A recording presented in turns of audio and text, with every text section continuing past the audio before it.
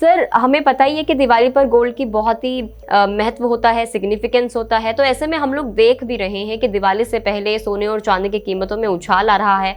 All time high पर दोनों trade भी कर रहे हैं। जो सोना है, आपने लास्ट मंथ जब हम लोग आपसे बात कर रहे थे आपने प्रोडिक्ट भी किया था कि 80,000 का लेवल ये टच कर लेगा। इसी तरीके से चांदी ने भी 1 लाख रुपए तक का जो लेवल है वो टच किया, यानी कि दोनों ही मेटल्स अपने ऑल टाइम हाई पर ट्रेड कर रही हैं। तो ऐसे में अगर हम दिवाली तक की बात करें जिसमें बस 2-3 ही दिन रहते हैं, तो ऐसे में सोने चांदी के क्या कुछ टारगेट्स आप देना चाहेंगे?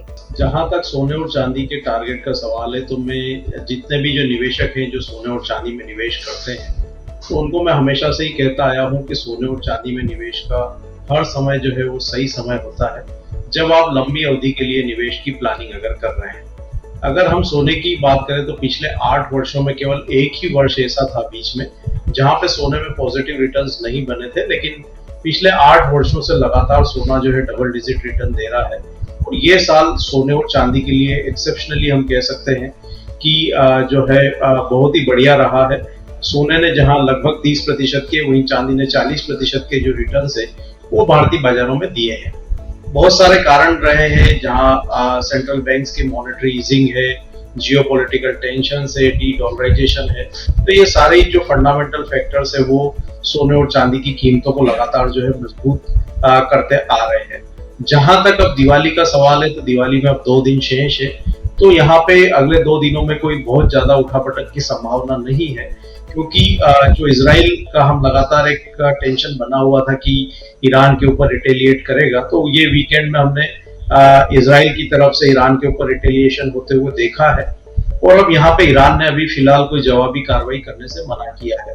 तो कहीं न कहीं जो वॉलेटिलिटी है सोने और चांदी की, वो थोड़ी एक बार स्टेबल हो सकती है। और वर्तमान में जो भाव पे सोना और चांदी कारोबार कर रहे हैं, अगले साल ये इसी दायरे में, अगले 1 से 2 सेशंस में इसी दायरे में बने रह सकते हैं। तो हमारा मानना है कि दिवाली पे सोना 75,000 78,000 के रेंजेस में, वही अगर चांदी की बात करें तो 95,000 से 97,000 के जो रेंजेस है वहां पे अगले 2 से 3 दिन जो है ये बने रह सकते हैं। यानी तक दिवाली तक ये जो बताई गई रेंज है 75 से 78 के बीच में गोल्ड और 95 से लेकर 97 तक के बीच में सिल्वर। तो जो ये 1 से 2 दिन के सेशन की बात करें, 1 से 2 दिन सेशन का मतलब है यानी कि दिवाली तक की अगर हम लोग बात करें बहुत ज़्यादा उठापटक नहीं होगी और इतनी ही हमें जो रेंज है गोल्ड एंड सिल्वर की वो देखने को मिल सकती हैं। सर एक तो होता है कि डिमांड का फैक्टर, एक दो फैक्टर आपने जो इजराइल और ईरान के आपने बताए हैं, यानी कि इन 2-3 दिनों में अगर इस तरीके से हम देखें तो कोई भी ऐसा कोई ट्रेंड है जो कहीं ना कहीं आपको लगता है कि दिवाली तक इम्पैक्ट कर देगा प्राइसेस को? यहाँ पे जियोपॉलिटिकल टेंशंस जो मार्केट ऑलरेडी प्राइसिंग करके चल रहा है। अभी यहाँ पे अगले जो 3-4 दिन है वो महत्वपूर्ण रहेंगे कि यूएस के जो है काफी सारे इकोनॉमिक डेटा इस सप्ताह में आने वाले हैं। यूएस के जीडीपी के नंबर्स आएंगे, वहाँ पे अनएम्प्लॉयमेंट क्लेम्स के नंबर्स आएंगे।